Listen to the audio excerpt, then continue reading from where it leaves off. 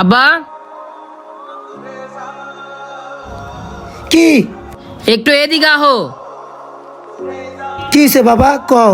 আব্বা, আমার জুতা দুনোটা ছিঁড়ে গেছে। তোমার 2 মাস ধরে জুতা কিনে দিতে কইতাছি, তুমি কি জুতা কিনা দিবা না? বাবা রে, এই মাসে আল্লাহর রহমতে অনেক ভালো কাজ হয়েছে। মাসটা শেষ হইলে তোরে আল্লাহ চাইলে সুন্দর একটা জুতা কিনে দিমু। তুমি তো আব্বা 2 মাস ধরে এই কথাই কইতাছো, জুতাটা কিনা দিমু, এই মাস শেষ হলে জুতা কিনা দিমু। এই মাসে টাকা নাই, আল্লাহ চাইলে জুতা কিনমু। আল্লাহর রহমতে তোমার কাম হইছে, কিন্তু তোমার তো কোনো মাসে টাকা হইতাছে না। তুমি আর আমার এই জীবনে জুতা কিনে দিতে পারবে না, আর তোমার আল্লাহও চাইবো না।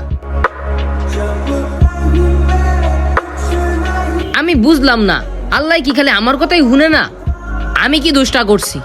আমার একটা জোড়া জুতা নাই, আমি 2টা মাস ধরে আল্লাহরে কইছি, আল্লাহ আমার জুতা লাগবে, জুতাটা মিলাই দাও, আমার জুতা লাগবেই। আল্লাহ তাও আমার কথা শুনে না। আর আমার স্কুলের পোলাপানে ওগো 10-20 জোড়া জুতা, আর এক এক দিন এক একটা পরে আহে। আল্লাহই জানে আমি আল্লাহর কাছে কি পাপটা করছিলাম।